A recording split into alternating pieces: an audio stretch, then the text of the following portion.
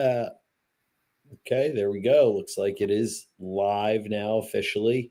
Let me see if I can get the Instagram one up and running 100% here. Okay, that one looks like it's up and running. So I think we are officially up for the first. I called it season 2, episode 1. So There we go. yes, we're back. We're back. It's been some time. It's 2025. I know it's been 6-7 years here. I mean, we went from, there was a need in the space, 10 years ago. And, before people were doing this, before everybody had a podcast talking about nothing. And, yeah, I mean, well, the technology's really come a long way too. So I think a big part of it was, we were doing it on such rudimentary technology back when we first started, and then it just got really difficult to do. And two separate locations was pretty impossible, and timing and all that other stuff. So. Yeah, in 2018, 2019, the 2 separate location thing was a huge challenge, obviously. And then even back then, it was you could only really do one platform at a time. And now we have our own little studio here. So, it told me when I clicked on it that I was now backstage. A little preview. We might get something up on the dual screen here. So pretty exciting. I know it's I don't know what's more impressive, the technology or our ability to navigate it, considering. Well, that's the technology. Is it's so easy. Even we can figure this. It took me 10 minutes to figure this out, maybe less. I definitely was worried. Give them your credit card. You can have this going very quickly for very affordable amount of money, I think. Yeah. So we're hiding back here in the Kalina family office, and it's very nice. It is. It's not a bad spot. I don't come back here often. Well, I mean, we're almost up to the amount of people that were watching before, at least because I can't really see the Instagram one. I don't know how we would do that. You were able to figure that out though, right? Well, I'm going to double check to make sure we're on the Instagram one, the correct. We definitely are, I believe. I always when I see people live on Instagram, I'm like, oh crap, I don't want to click on this. No, see, it's still on the John McGraw one, I think. Maybe not. I don't know. Hold on. Oh no, it's on the correct one. Yep, I see us. Okay, that's good. Here we are. All right. Well, I'm going to go back to the studio here. Yep, I saw you. There are now 5 people watching. 5. Yeah, exactly. We were always a Twitter/X clientele base, Yeah, Twitter. Well, I mean, Twitter, there was a lot more of the players were on Twitter back then. Yeah. Instagram really hadn't taken off to the level. It was just kind of starting out. I mean, now there's people probably making whole livings on Instagram. I don't know.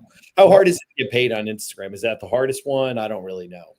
I don't know. I mean, I think it's hard to get paid anywhere. I mean, I think you have people, their whole being is trying to get paid on those things. I actually don't know anybody personally in my regular life that I've ever known to get a check. I remember when we tried to get Google ad money, and I got $100 over 3 years, and I thought that was a big deal. Yeah, no, I don't think I've ever gotten anything. I was asking someone the other day, I mean, so we get into talking a little bit about this stuff, but my Nike tweet had quite a large number of views here. I mean, I was like, geez, is Twitter going to send me a check? I mean, and I asked a couple of people, and they were like, well, you kind of got to get to about 100,000 views. So I don't know if that's true or not. I got almost halfway there. So, I mean, that's pretty impressive. Well, I remember back in the day, I used to have a lot of that. I mean, Instagram's our biggest platform now. I think we almost have 6,000 followers. And, I can, I don't know how much you look at your, impressions and stuff on there. Yeah. But I mean, there's all that much anymore. I did for a while. In the summer, I mean, we're at 500,000 impressions or whatever. Oh, it just I like I said, I become pretty anti-establishment. I just get irked feeling like I have to post stuff on there all the time because I mean, what's going on in reality and what's on the internet, there's a huge disconnect there at the moment. Yeah, for sure. I mean, I think that's to kind of starting us off way off topic. I think social media and where that's all gone is a whole, big topic of itself, you know what I mean? And, man, we could just talk about that forever too. I mean, it's pretty incredible. it used to be guys like me and you, like with our phones, like taking blurry pictures of kids, right? And we were like Yeah. basketball people in the gym, like, oh, there's a new kid we've never seen before. They're pretty good, to where now it's like guys who are like, they're like videographers, and they're not like, they do love basketball, I would say, most of them, but like they weren't like coaches and people like us. They're like kind of recruiting and scouting, right? They're there filming, and Yeah. so it's kind of a whole different thing. They're filming and they're trying to get like people that are going to get tons of views that do flashy stuff. So it's like, it's totally a different thing as when we were there kind of scouting back in the day and just taking, grainy pictures. It was totally like our incentives were different. Yeah, I think there's just there's so many different pieces to the social media economy these days. There's the video guy, there's the evaluation guy. I think it's so weird. I see all these accounts like pop up that like are like, again, I'm not slamming anybody, but like 94 feet women's basketball. Like, who is that? Like, I talk hoops. Who is that? Like, I'm a conspiracy theorist. Is that like somebody in another country like trying to weaponize women's basketball against the United States? I don't know, but I think, remember, like, your name should mean something. And I think that it's interesting that a catchy name is as valuable as a longevity name, or somebody who's actually done this. Yeah, for sure. I mean, these people hit me up one time, and they were very nice people, and I mean, like, nothing wrong with them. And because I think I know who they are, because I think they came to my event one time. Was the Post Her? Yeah. Have you seen that account on Instagram? Yeah, like they have like really cool like graphics. Yeah, they do, and could do a lot of good news and stuff. But like, I think they came to my Thanksgiving event in Jacksonville a couple of years ago. But I just wasn't sure, like, I was like, who the heck are these people? And I still am not sure I actually know who they are. Now, they do really good work, and they put out informative stuff, like, not taking anything away from that. But I think back in the day, like, this was really like a pretty transparent thing, because there was no this social media. You just have a username and you kind of hide behind that brand that you've created, Yeah, and I think the thing that I just think is so funny is, like, somebody commits, and then there's like 10 of these accounts that like everybody's trying to one up each other on the graphic and like how good they're going to be at that school. Well, I think she's going to be an All-American, but I think she's going to be they're going to collab with the kid, though, and they like hopefully get enough views or whatever to get paid. Like, I think that's what the play there is. Yeah, and I think the other thing is what you're seeing is like these accounts. Like, again, remember before, you had to have a website too. It wasn't just a social media account. Like, you had a tangible website. But like, I think they're like, you see the accounts that are like, Malaysia Fulwiley's not going to start this year. You know what I mean? Just to get people drummed up and stirred up, just to interact with the tweet or the post or whatever. Right. Yeah. It's just someone trying to grow a following and stuff. Yeah, no question. It's not someone actually out there doing like evaluations. No. And I think it's so funny because like there's like, I don't know, like 10 fan bases, right? Like, and you stir up the South Carolina or the Tennessee or the Yukon people, then the whole internet comes after you because they're, in their basement just reading all the Tennessee tweets, stuff like that. So it's pretty interesting to see that.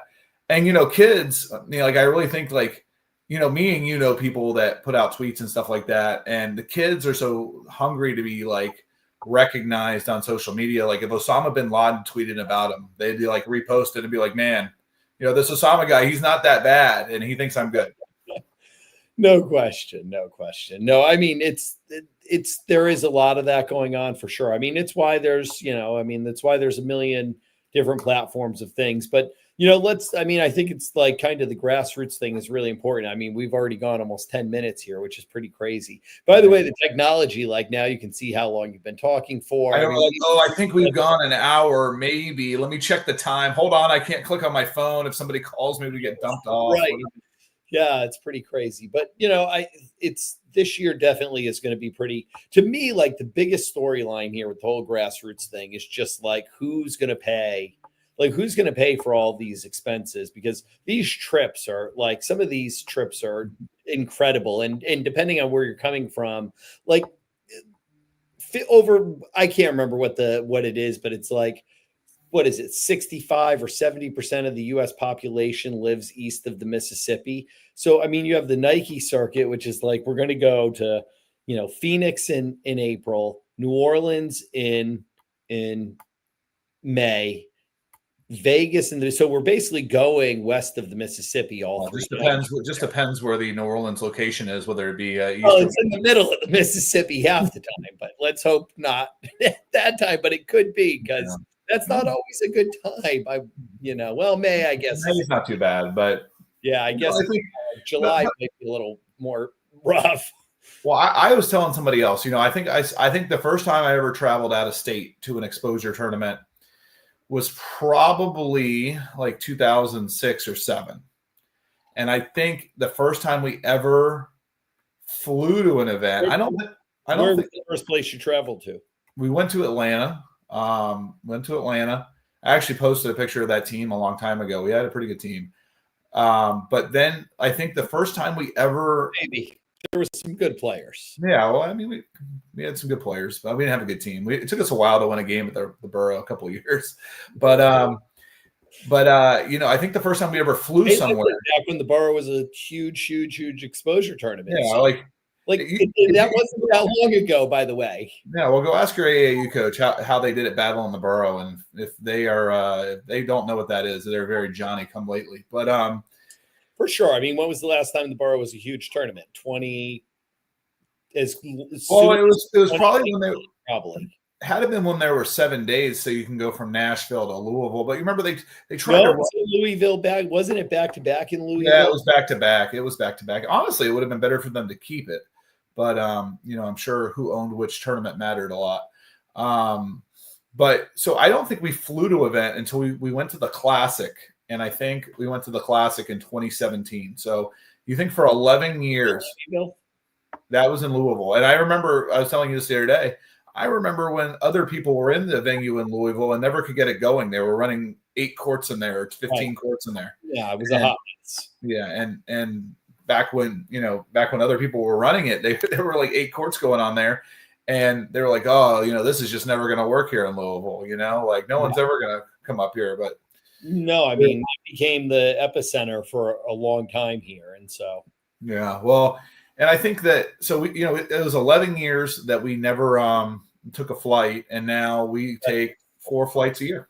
So it's, yeah. And here's the problem is there's so many other people on so many other platforms going to so many other cities that, everybody's kind of chasing, like, that's the story to me. Like, everyone's chasing this crazy unattainable thing, just spending a ton of money. And I'm not sure where all the money for all these places are going to come from. Like, I mean, if you just go down the line and just go through April and May from everyone's circuit, I think that's a huge storyline. Like, how are some of those good decisions for people in different regions? For certain regions, they make a lot of sense, but.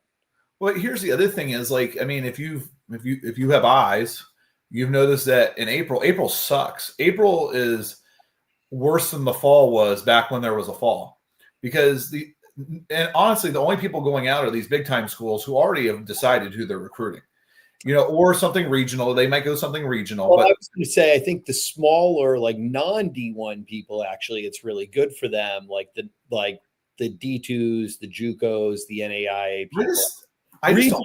I'm talking about. Yeah, I don't think a lot of those schools have any money, because they're like, they don't. We have to save every dollar to do official visits for transfers, and I mean, they're struggling too, right? Like, I mean, right. I would love to know, like, if you're any school, the total number of visits you hosted 10 years ago, or 5 years ago, or 3 years ago, and how many total visits now. I mean, I see kids that are in October with a list of 15. Like I saw somebody who had a list of, like 8 weekends in a row. No, just like a high school kid is like, oh, I'm down to my 8. We're going to start visiting September 1st until November 2nd or something crazy. Yeah, I don't think anyone's actually doing that, though. Do you? I mean, it just, you get bored. I heard people are getting, like, I'm ready to get this over with. I heard people are getting paid for visits. So, I mean, like, you just never know, or who's getting paid for the visits, stuff like that. So, yeah. So, but I agree with you. Like, April's terrible. Like, again, if I would be happy to, like, I don't think it's worth it. I think May is better than April, and it only is decent because April sucks. Well, one of the July, reasons if you're not a Power 5 kid, July is when you get your scholarship. Yeah, I think May is a lot better than April because most of the teams are not obligated to certain locations and they can do things more regionally, which makes it a lot more affordable for them. Yeah, I don't disagree with that. I And think if the teams do it, then the colleges can do it. And it's the colleges, the non big time people, that's what they'd much rather do too. You think yeah, they can travel all over the place? well, I just remember. Do you think Charleston Southern wants to go to Phoenix in April? Well, I mean, Do you think, I mean, how happy is, I don't know, UNC Charlotte going to be to go to Phoenix in April? well, I think, well, yeah, exactly. What I mean, it's going to impact it. Charlotte's probably not bad because that's an American hub. That's probably a terrible example. But you think East Carolina? How about them? They're going to have to drive pretty far to an airport to go to. Well, I think about all the northeastern schools to New Orleans in May. Oh yeah. Oh Like no. I mean, like For the I mean, Northeast schools in April as well. there's barely a direct flight in Orlando to New Orleans. What do you think? Providence or somewhere. Hey, there might be a breeze flight. Huh? There might be a breeze flight from Providence. No, I'm excited about the. I don't know if it's Breeze or something else that we're like going straight into Lancaster from Orlando now. Yeah, I think you told me breeze for sure. Is that what it is? Yeah. I mean, they have a Lancaster flight this year at Spooky Nook's going to be an all-time great. But I just think that like people are going out in the spring and they're not really getting recruited. So like I remember back in the day, like we would travel somewhere and you'd be like, something, it was expensive or it was this. I mean, again, it was expensive. We were there 10 days. But it was expensive, but there would be a huge return on it. Like it's expensive and there is no return. That's the issue. Yeah, I think everyone keeps chasing the return that's not there. That's the big issue because the pool of talent hasn't gotten bigger, but the number of clubs has. So like the top clubs have a lot of the top players, and then everyone else is spread super thin. And so there just aren't coaches like to the extent that people think it's going to be like it was back in the day when we could be at Clayton State and have two courts and there's 100 college coaches on the baseline of two courts and like sitting up in the pushed in bleachers on the top. I mean, those days are over. Well, I think if you told somebody now, like, hey, we used to play these 100-team tournaments. Like I remember Swanee was so big, it was like 100 teams, and we had to play one game a day. And the whole team would get D1 scholarships, and there would be 250 college coaches there. People would be like, "You're a liar." They would never believe that was how it worked. Yeah, well, I mean, I know I'm going to keep beating this dead horse because I really think it's coming to this, and because it just financially, I don't think it's sustainable any other way in the long term. We're going to get through this year, I'm sure, and people are I think, to be honest, I think in July, I think a lot of things teams are not going to be able to afford to go to things in July. I think it's just they're going to have spent so much money in April and May traveling really far that some teams are going to fall apart. It's just inevitable, especially if there's not a lot of coaches there. Yeah, well, I think the problem is they're going to be like committed to these circuits, so someone's going to have to show up and wear the jerseys, right? But I don't necessarily know that to be true. I mean, you just kind of shut things down, or you like have to go find other stuff to do that's like very localized.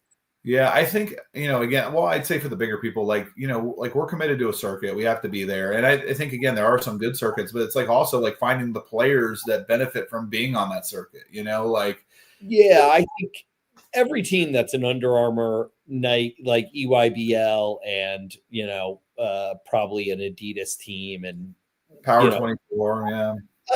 Yeah, for the most part, I think those are pretty established programs that aren't just going to fall apart here at the seams. But I mean, listen, I mean, there's a lot of factors at play.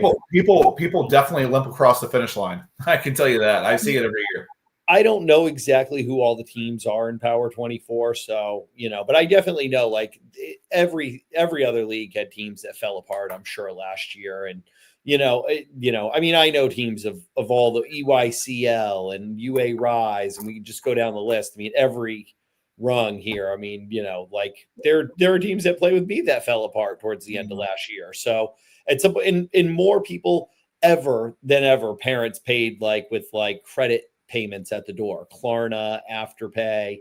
Like, so how are those same people now have to turn around this summer if their kid wasn't a senior and fund like multiple $5,000, well, probably $3,500 trips?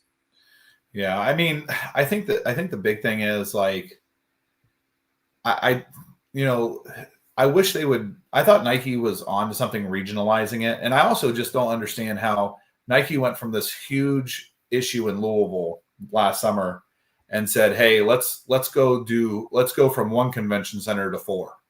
Like this is a good idea." Like they had to cancel part of their circuit because of the whole thing, and now they're in more convention centers. Like it doesn't make any sense to me. Yeah, well, they're definitely ramping up like how big these events have to be because these are huge convention centers. And again, let's see, this is like the super rabbit hole of all the financials that people don't understand here. Like you're talking about massive undertakings of events to even like break even. I mean, like they're probably going to make an absolute ton of money here. Like, let's not kid ourselves. Why else would they do it? But like, there's a chance that they don't because they have to get such a massive amount of teams and they're expecting a massive amount of people to be able to fly across the country to the west, west of the Mississippi 3 times here. Well, again, it doesn't make sense to me. Twice. What? Arguably twice. I mean, Yeah. we're establishing New Orleans, but depends where the plane lands. But but here's my thing is also like Nike's supposed to be this exclusive thing. And now we're saying, okay, well, we can take 1,000 teams there at every event. I mean, I remember when they were in Augusta, and I thought the Augusta thing, and then Boo Williams being on remember how it was such a big deal to be on the main courts at Boo Williams and being in Augusta? Like we had to pay admission to go to Augusta, right? Like now anybody can pay to go to the tournament, and it doesn't matter if you're any good or anything like that. As long as you got your money, you're good to go. Yeah, I mean, well, people don't remember Augusta for sure, I don't think, but like that was really good because it was only the EYBL teams and no one else. I mean, that really, you could argue that was like the last thing that was not about the money. Like, really, that at that point was when it started becoming about the money. And like that was actually no one was, I don't know who was making the money on that, but like that one seemed like really not about the money. You could run that thing, and there was every college coach in the country was there, and the teams were extremely good. I mean, I was an assistant at Marshall when that was happening. I remember. So years I got to go. Yeah. Well, and listen, I mean, there was some other smart people that did really well, like doing some small court stuff there, right? I mean, Brandon had 2 courts there. It was that was probably some of Brandon's best events was in Augusta. I remember that, and he did the camp there. But but here's my question is like, why does Nike need the money? I don't understand. Like, are they strapped or something like that? But also, I don't know if you heard this, but I heard there's like some profit share going to go on amongst the teams. Yeah, I mean, I think they don't want to like have to pay for the teams, right? Like they want to like raise the money through these events and give it to the teams. And before it was kind of being done like, oh, you're running an event, so you make the money, and these other guys don't run an event, so they don't get to make any of the money. And this way they can probably, I think their thought process, if you were asking me what I thought their thought process was, is like, this way we don't have to pay the teams money. They'll just make their own money and we'll split it up equally and give it to everyone. Yeah, except for all my B teams and C teams and middle school teams, I have to fork over however much money a team to get them in the thing. And by the way, you're telling me I have to have these secondary and middle school teams in the thing. Yeah, well, that's the scary part of like the way things seem to work now. And these like, financially, it's like they're just paying each other back and forth, right? But then they're sucking in a bunch of the parents' money to do it, right? So like, right? I mean, essentially, that's the way that they're. I pay you $1 to make 2. I mean, like Nike saying, like you get all your parents to come to all these tournaments and pay, and then we'll pay you back the money that you can use to fund your top team. That way, like.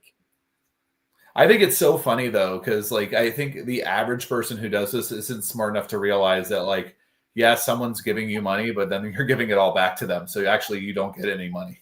So, or you have to go like, hey, like here, I need $8 for this pair of socks and $4 for this headband.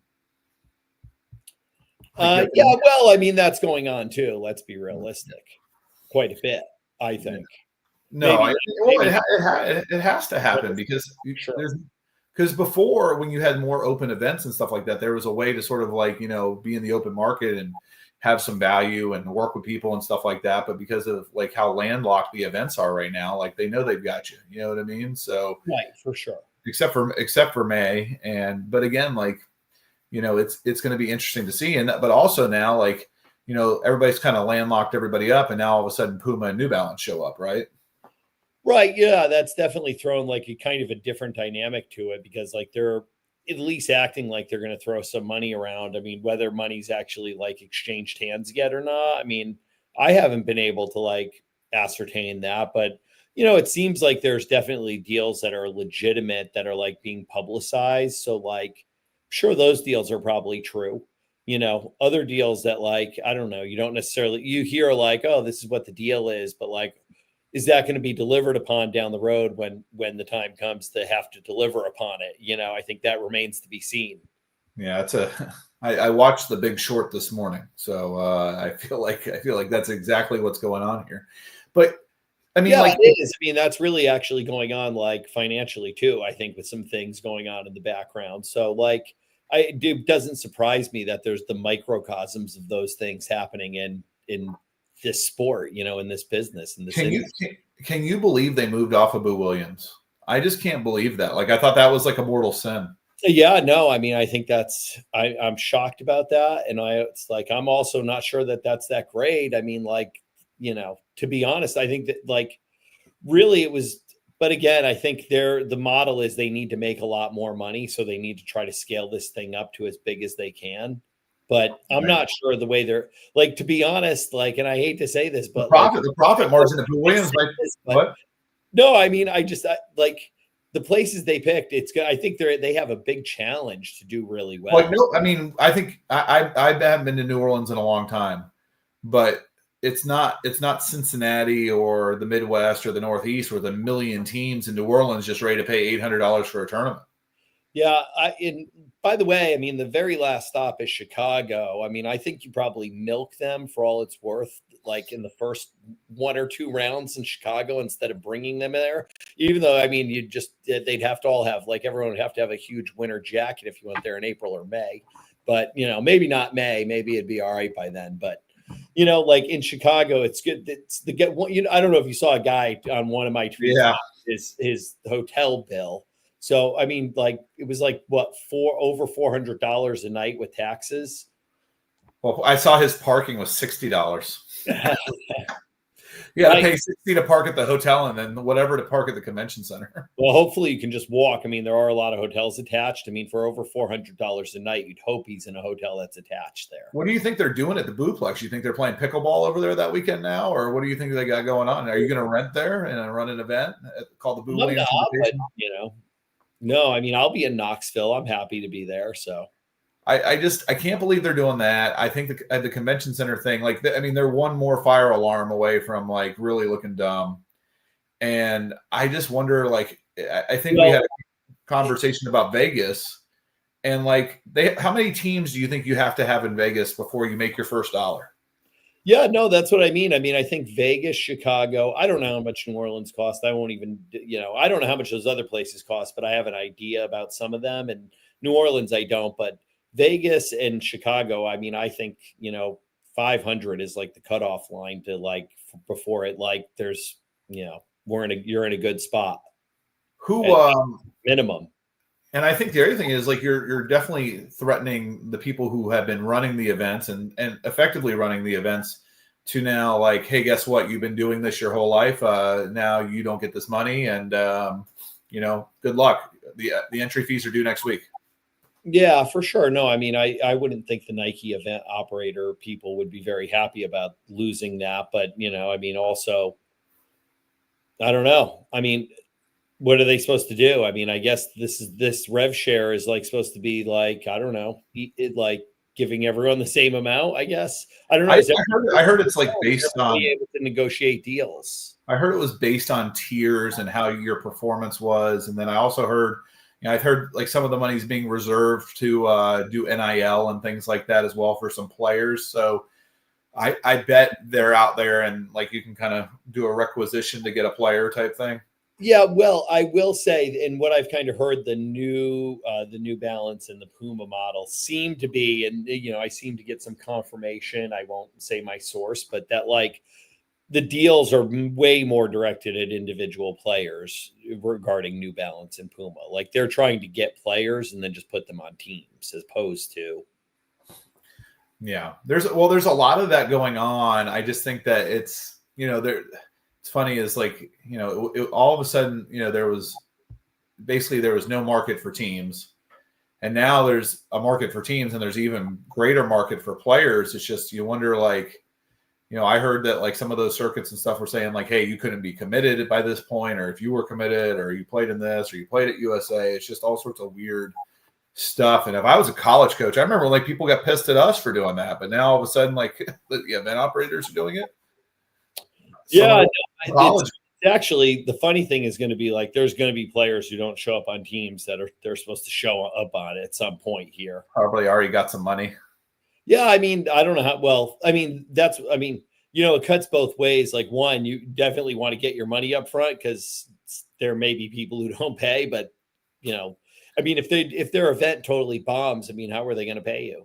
Well, but here's the other thing is like, I mean, like, so you paid this kid $500 to come to the event or $1,000. Like, so what are you going to do? Go get a lawyer for that? Like, you're going to end up double down on suing a kid or something crazy like that. Like, what are you talking about? Yeah, it's going to be interesting to see here how it all plays out. And, I mean, like at the end of the day, I mean, like it's going to be very interesting. I mean, I think we're like at 30 minutes. I mean, I think we go down this rabbit hole forever, but the last word here. The last word is, does somebody leave Nike because of the new setup?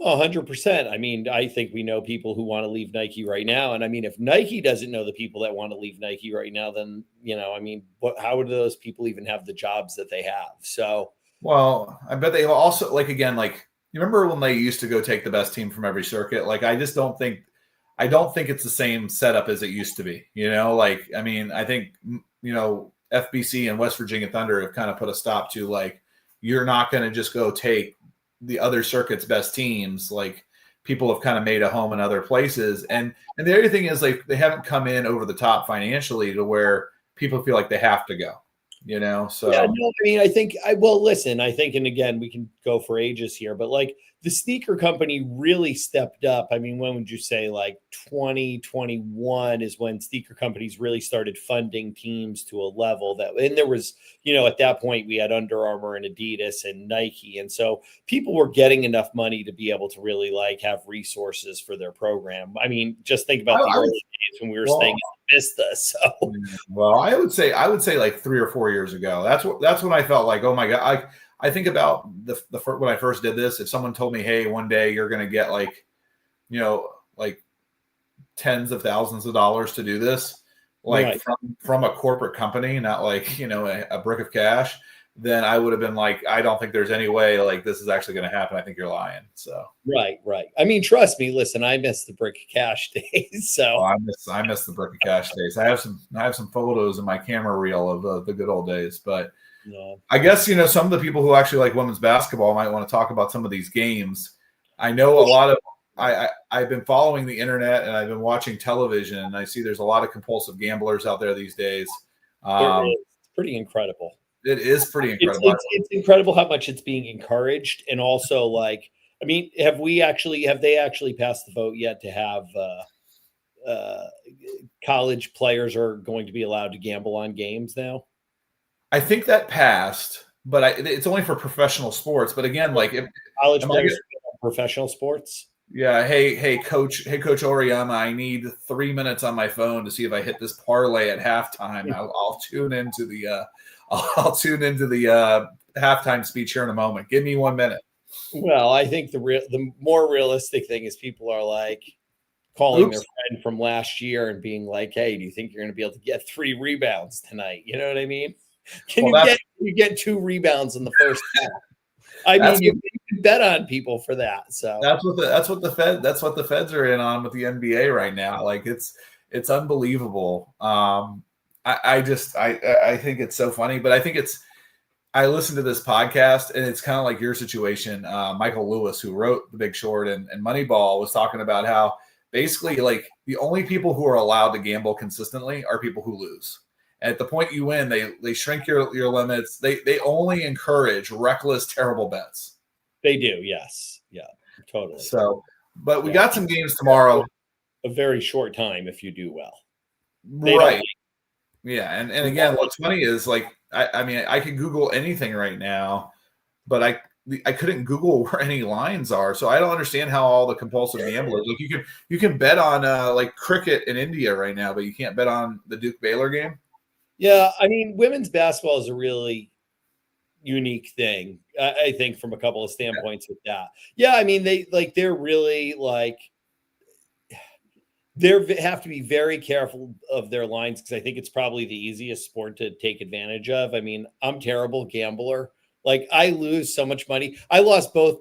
I think I lost every game I bet on today. I did. I bet on the Packers, the Lions, and the Jags. The Jags. Oh, did I win the Jags? I didn't because it was in a parlay with the Lions. So of course, the Jags won in overtime. I couldn't believe they won. Yeah, and I just bet on them to win, and I just bet on the Lions and them to parlay to win, which the Lions were like minus 600, and they still lost. So yeah. I'm a terrible gambler. But women's basketball, thankfully, I've been a very good gambler. So I'm more than happy to talk some games with you. I mean, they're going to change some of these crazy lines, but. So, John, if you were going to say, hey, like some guy who's a compulsive gambler on the stream, I mean, how cool is that? We can test out the new feature here. Yeah. Can I see that on my screen too? Oh, I can go full. I can keep on the full screen. Wow, this is really. Yeah, we're gonna put the Massey ratings up. Make sure you don't put the wrong window output right now. Yeah. All right, so here we go. I mean, do we have lines up here or what? I can't see the screen yet. You can't? No. Okay, hang on. Let's see. Well, it's a bummer. Let's see. Oh, it says it is up. You cannot see that. Maybe it's just me. All right. Well, let's see. I don't know. Let me go on the X and see. Here we go. There we go. We have lines. Oh yeah, there we go. Let's go full screen now. Okay, let's see if we can get it there. Let's look at this. I do think it's incredible, you know, when these people are recruiting you saying, hey, like. Did I make it bigger or no? That looks good, yeah. I mean, if you're at McNeese, you know, people are coming to sign with you in a week. So you get that big home game to kick off the season against Pensacola Christian, who's already 0-1. Yeah, I mean, Pensacola Christian may be the worst school playing a Division I school this first. I don't know. There's a lot of really bad ones. The crazy thing is, back in the day, 5 Dimes used to actually post all the scores for all the lines for all these games. So you could literally bet on, some of these really bad ones here. Youngstown State Thiel. It's a 70-point spread right there. They might cover though. Thiel's probably. I mean, is Youngstown going to get to 70 is the question. Oh, there's no question. What do they got them predicted at 99? You can see the predicted score right there. 99-29. Wow. Yeah. You could go on ChatGPT and say, hey, when's the last time Youngstown scored 99? It'd be like, prehistory. Let's see. I know Duke Baylor is an interesting game. I don't think that, first of all, it's like the NFL Europe game. Those games that have been played overseas, like the scores have been super low. Duke is a great defensive team. I think the 130 is high.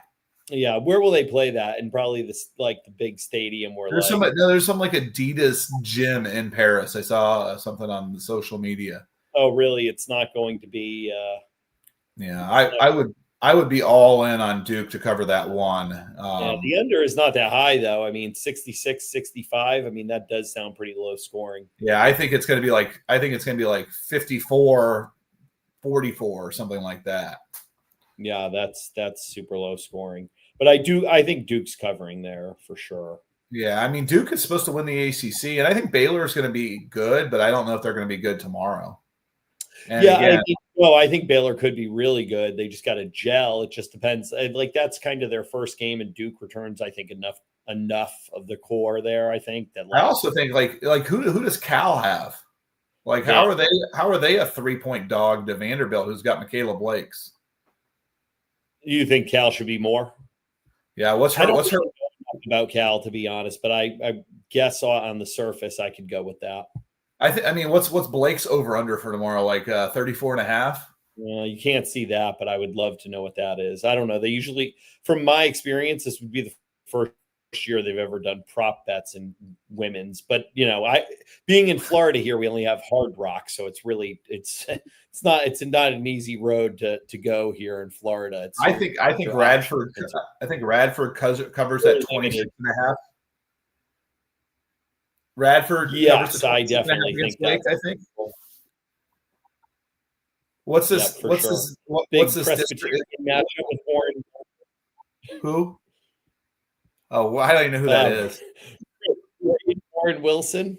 How what about the District of Columbia? The District of Columbia against GW? Are they playing in the District of Columbia, or are they playing the District of Columbia? I mean, if back in the day on 5 dimes, I would have taken that 37.5. That would have been in every parlay I did. I mean, that's a slam dunk. I'll tell you this: that Belmont Oklahoma game is going to go way over. Yeah, I can see that happening. FIU, South Florida. I think South Florida is going to cover that. I do, but it's interesting in South Florida because even though there's like so much continuity there, the one thing is there's a lot of new kids too, though. Yeah, but like if they don't get started on a hot note tomorrow, like when you're coaching for your job all year, it just means more. Yeah, I think they're covering tomorrow for sure. Yeah. I was surprised that Jacksonville was a 10.5 point favorite against anybody. Yeah, did I go back by that? Oh, there it is right there. Yeah, I mean, it's at Jacksonville, so I think that's probably why. Yeah, but Charleston Southern had like a winning league record last year. I just don't. I don't know. I don't know if the NIL at JU got kicked up with the partnerships in the city of Jacksonville. Yeah, I mean, I think JU has some really nice players. To be honest, I don't really know a whole. Like, I didn't really look what Charleston Southern has this year. Well, they're usually terrible, and they weren't terrible. They're usually terrible, and they weren't terrible last year. So I think that they could be pretty darn good. Let's see what else we got here. What about how many points is South Carolina going to cover that Grand Canyon by? Yeah, that's a slam dunk, and the over there is probably a slam dunk too, I would think. If Grand Canyon had 6 players and South Carolina had 5, they might cover that. Well, I would like both the spread and the. What about Jackson State against Mississippi women? Unless there's something I just don't know. There, Fairleigh Dickinson's up. Let's see. And I love that Rhode Island game too. Is Manhattan pretty bad? Generally, they just don't have any resources, so I just don't see how they can ever be any good. Now, there could be something there I don't know about because I haven't looked into it, but just like on the gut, I would say that that's pretty good line right there. What about Mississippi Women's College? Well, I think that's D2, could be D3. Johnson C. Smith against High Point. Yeah. It's a big day for D2s tomorrow. Yeah, definitely. How much money does easy win is going to start off with someone like that? How many pizzas does Johnson C. Smith to get to go over there and play a game? Like they get 12 pizzas and their bus paid for or something like that? They're getting some real money there. You think so? They got to get a decent little something. I mean, the bus has definitely got to get paid for. I think Davidson could cover that 15.5 against Mississippi State. You do? I'm not sure. I don't know who Gale has this year. So. Mississippi State is going to have like those 2 freshmen are going to play a ton. The one from like Erie and then the kid from Indianapolis, and they're going to play a ton. And Davidson usually is pretty good. Yeah, well, they're usually pretty disciplined.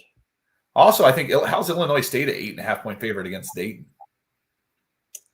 I don't know. I don't know enough about them, but that seems a little out of line. I don't know. The Florida UNF, the big matchup, Florida versus UNF. You know what's funny is at one point I think UNF beat Florida once. Yeah, I mean, golly, you look at UNF 331 in the country. That's pretty far down there. I don't know. I think Jacksonville's a great city personally. So like, I don't know, to think you can't get kids there. I don't know what the financial situation is like, NIL money, but on the boys side, they have two really good dudes that are Jacksonville dudes. Maybe you know them, like Mason Lee and Oh Kent yeah, Jackson. So I mean, Providence, I thought right? Kent left. Episcopal in Providence guys. Yeah, Kent went to JU originally where are and they left at now? UNF. Really? And the head Yeah, coach just left UNF. Yeah. yeah. So UNF boys could be pretty good this year, but I don't know. It wouldn't seem that difficult to get some good girls here in Jacksonville, but they're not. They haven't been as good as you would hope. See, like if there was real good gambling, you could bet how many Division One wins But I UNF don't would. know that I would love to bet that Florida UNF game anyway. I mean, I just like. I don't know. It would scare me on either side that I just don't know enough information and There's like. no way. There's no that hits the over all day because Florida plays so fast. Yeah, Let's see. What's the I other one? thought Fairfield was playing tomorrow, but I It's just I think I picked games from the first week. I kind of like if you go up there a second. I like that George Mason Temple game is going to be a good game. That's like who gets a like job that. next. Okay, yeah. I Yeah, mean, that could be. I mean, the crazy thing is, George Mason's ranked 17 slots ahead of Temple. That's pretty surprising. Temple lost a little bit, but they're going to be pretty good. And then I think Robert Morris can cover that 11.5 against Illinois Chicago too. Really? Yeah, I mean Robert Morris is not like they were predicted to be like top 2 or 3 in the league. Really? They brought in some good transfers, or Yeah, and some high school kids. They got Tate, that big kid from Tate that played 2 years ago, the big mama, and then Mark Haley's there. okay. But they UCF Bethune, UCF fresh off a 10-point win over Edward Waters. Yeah, you could actually in Massey. One of the interesting things is you can sort in D2 schools and stuff.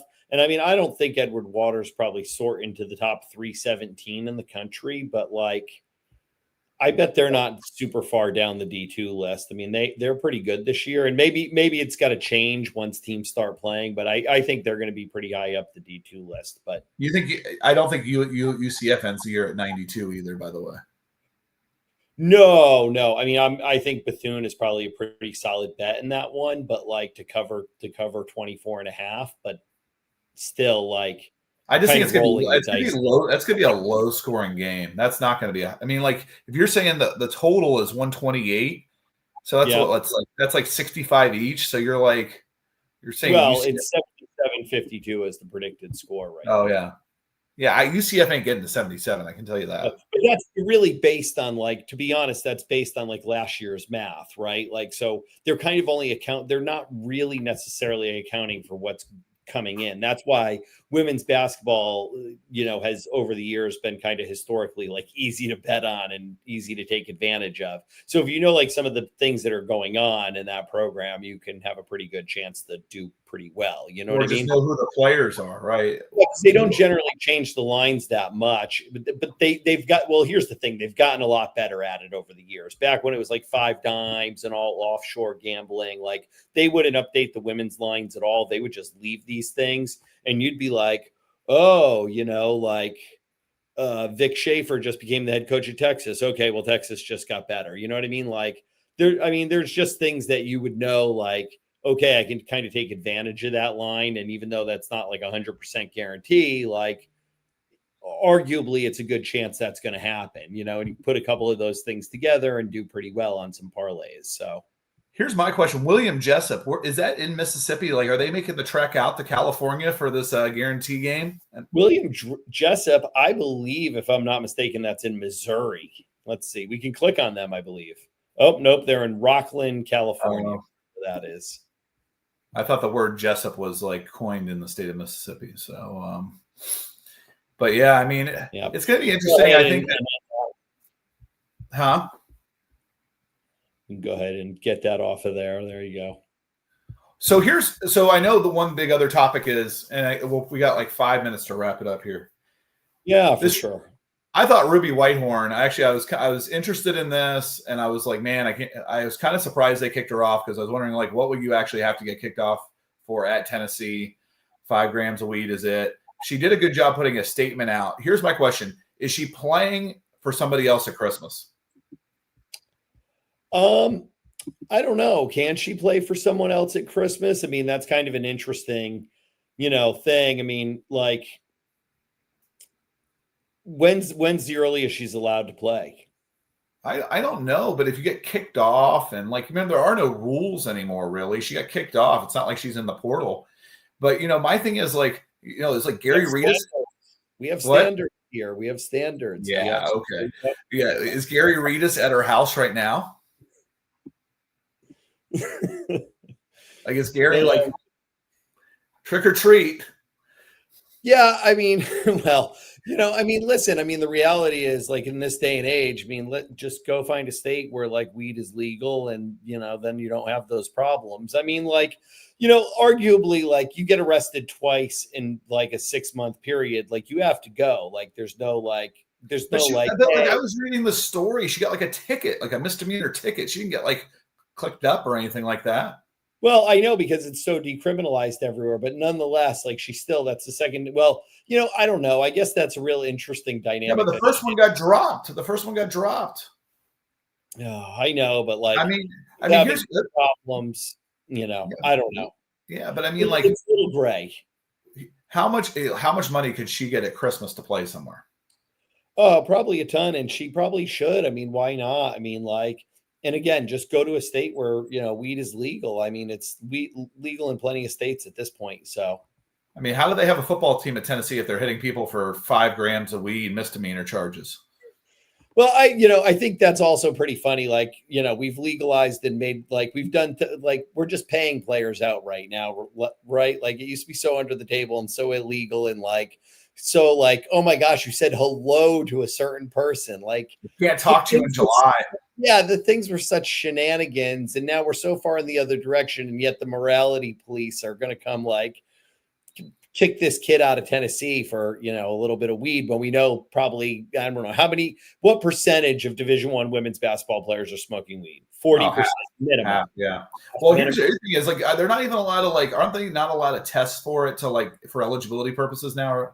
I thought that was like they couldn't even like you couldn't even get suspended like if you like they couldn't even test for it anymore in college. I don't know the answer to that, to be honest. How many people got kicked off teams for that? Jesus. I mean, well, I think no one because I think it's like, hey, we're gonna have a test in 2 weeks here. There might be certain schools that are paying the players in weed. Who knows? Well, I don't think that's probably possible, but maybe they're getting like some NIL deals from dispensaries or whatever. I mean, like, how can that even be illegal at this point? I'm sure that's totally legal. I don't think alcohol and like drug places can sponsor kids. That's part of the rules. But gambling sites can Hard Rock. No, I don't think you can do that. But it's the WWE can. But I mean, it's only a matter of time before all that stuff's able to, though. I mean, we can say act holier than thou, but like in 2018, we wouldn't have sat here talking about kids getting paid to play on AAU teams. So, like, what are we talking about? You're telling me in 4 or 5 years, that's like people are going to need the money, so they're going to be like, let's take their money. Well, that's that private equity with the Big Ten too. So there's no question. Exactly. So like as soon as you need money, eventually you're going to turn to the people that are giving it to you. And it's going to be the people that are sucking it out of us through like the, the most degenerative ways. How many colleges have hit her up since she got kicked off 4 hours ago? It's only been 4 hours. I thought like the official announcement came out like at some time today. Oh, well, let's see. When was this questioning here? Well, published, I guess November 2nd at 1:15. Should we play a second of this?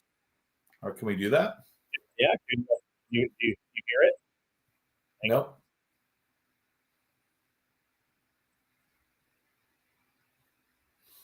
We're gonna have to get a producer. I feel bad for this current team that we have. And announcement that you dismissed Ruby from the team. Just what went into that decision for you?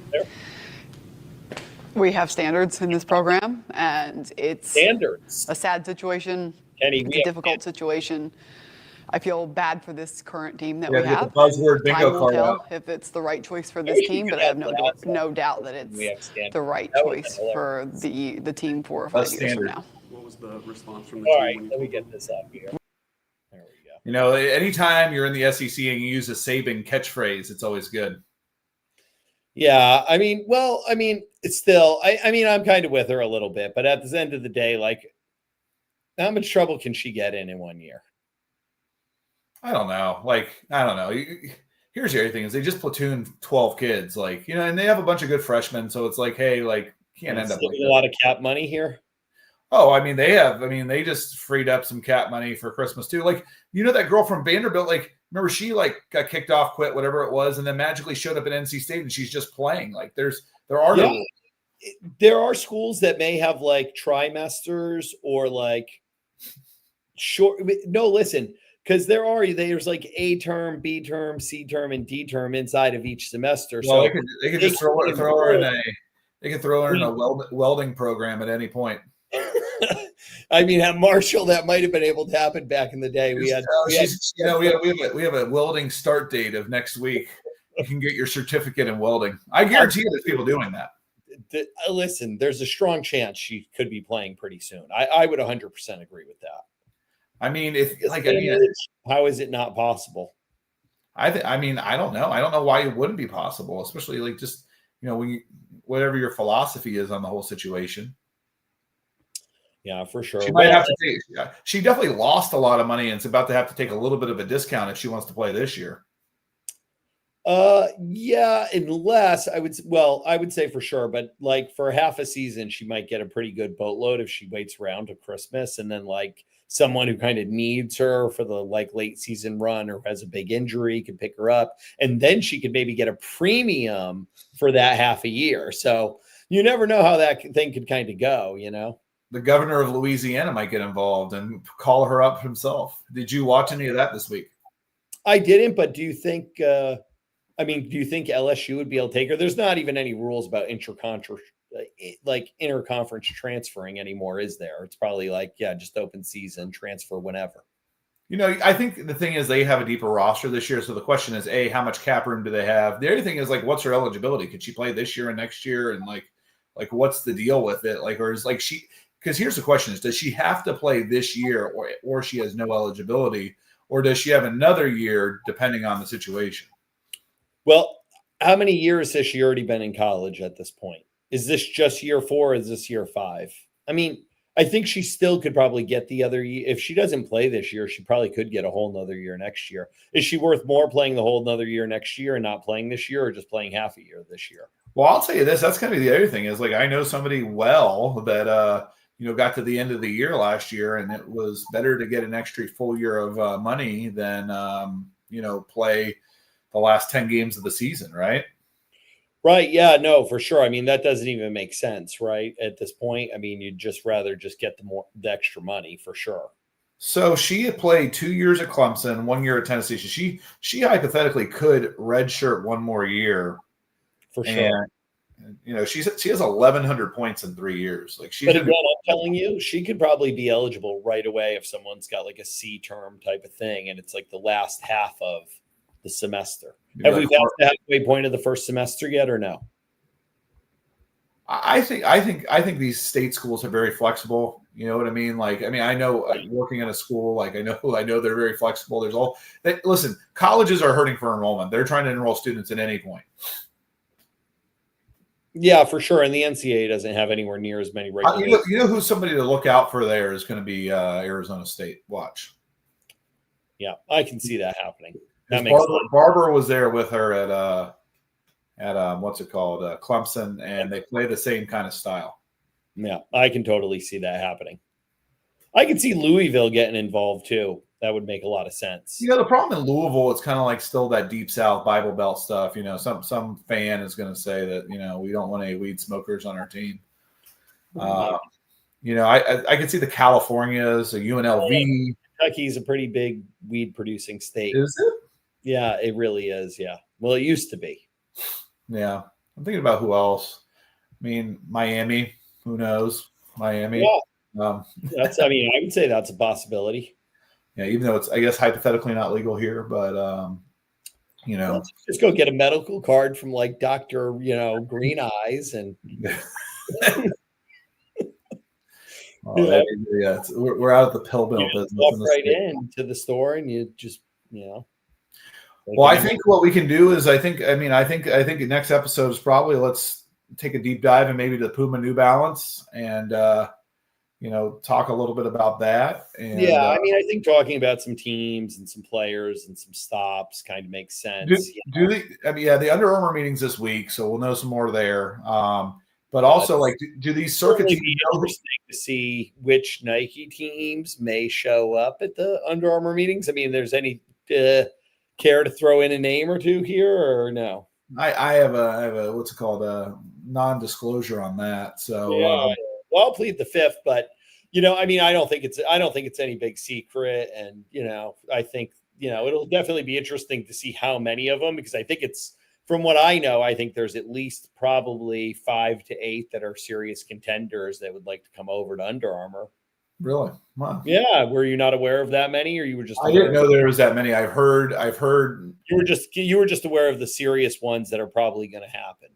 I've heard of 3 or 4, but again, like, you hear crazy stuff all the time, and you just don't know what to believe. And like every year, people are leaving and this, that, and everything, and you just don't know. And here's the other thing: is like Under Armour, like it's like they already have their budget for next year. Like, how many teams can they add? Yeah, that's definitely going to be interesting, because I mean, like, the people who were invited to the meeting were like the people who have already been invited to the meeting for a long time. So like, are they going to kick some of them to the curb, like at the meeting, like pull them off to the side and be like, hey, your deal's cut? Shocking. Like, hey, we got to talk to you privately. Meet us in the back room. I was glad I still had an invitation and a hotel reservation, and they didn't send me like the guy from Puma's phone number and say, hey, we appreciate you, but here you go. So, like when I found out I wasn't going to the Final Four when I was a coach at Marshall, like I got an email from the hotel, like, your reservation's been canceled. I'm like, wait, what? No, I didn't cancel my reservation. I know, it's a cruel time. Well, you're going to Columbia State. Okay, well, yes, so. Yeah. Well, it's funny is I have gotten some text messages. I had somebody tell me, insider tell me that Mississippi State is looking pretty strong. And I look forward to getting our following back, and those types of things. And if any parents want to share the one downside here to the Instagram thing is there are a couple comments here. I mean, I don't know. Most of them look spammer-ish. I don't know. There's someone trying to sell uniforms as always. I mean, God, how sick are you about those people? Do you have WhatsApp? I mean, the uniform WhatsApp are relentless. Well, you know what I do? You know what I do with that now is like, listen, if you'll send me a couple sets of uniforms for free, then we can do business. Yeah, nice. Has anyone sent you any for free? No. They're like, that's not how we do business in my country. And I'm like, well, I get a lot of stuff for free. So like, get ready. Yeah, well, I mean, I don't know. I mean, how many tariffs are there on stuff from Pakistan? I don't know. Well, I remember that. You remember the Mike White jerseys back in the day. How about Mike White being the most controversial guy on the internet these days? Is he? Oh, yeah. You haven't seen some of the stuff he's putting out there? Well, I've seen some stuff. I mean, I don't want to be too disparaging, but there's been some that I haven't even been able to decipher. So, well, I think the great thing about this new setup is like, here's my goal is like, you pick a tweet, I'll pick a tweet, and we'll unpack it. We'll unpack both tweets. And okay. I think the strong candidates for those tweets, and I'll tell you this, are World Exposure Basketball and Mike White are the two leading candidates. Possibly EJ Arrow or I Talk Hoops. I saw someone post somewhere, maybe on Instagram here, as I was like going super fast through the feed here. But I think someone posted Donnie. It might have been Lee Shannon. Did you see what that was in reference to? Did you see how everybody was so upset when Donnie posted the tweet about most likely to transfer next year? No, I didn't. But he has a list of like the most like before the season, most likely to be in the portal at the end of the year, and people are just so upset about it. Really? I think he had Full Wiley #1. Oh, that's great. On Twitter, he had this or what? Yeah. On Twitter, he had it. It was pretty good. I actually saw. I don't know where I saw Donnie last year, but I gave him a hug. No, you didn't. I did. Really? I introduced him to all my coaches and gave him a hug. Did he ask you for a hug, or that you were like just offering? I saw him in Ohio. I think. Were you just offering up a hug, or he like asked you, or he like just came under your arm? Because he's probably like a good like 6'8" inches shorter than he's a little guy, but you know, he's like, why did you block me? And I was like, well, because you're annoying the heck out of me. And then I was like, I'm sorry I blocked you. And then we gave him a hug. So we're good to go. Oh, wow. That's very kind of you, Kenny. You're turning over. Trying to bury all hatchets that I had out there. I hear you. But, well, I think this was a good first episode, and I have to like kind of disconnect from Instagram and all that stuff. It says like 6 people are watching on Instagram. That's not so good. I want to say that we did used to have like, I don't know how many on Twitter at a time. There would be times it was a couple hundred, but this thing does say there's a couple hundred right now. Let's see where they're all coming from. It says all Twitter. Pakistan? No one on Facebook or YouTube, but. Well, we don't, our following on YouTube, where it's not there yet, but Yeah, for sure. I'm not even sure it's a real account there. It's who knows what's on that thing. Maybe we might have to go buy some followers. Listen, there might be some Fisk games, some FSCJ games on YouTube. Who knows what's on there? All right. I'll talk to you soon, man. I'm going, man. All right. Bye.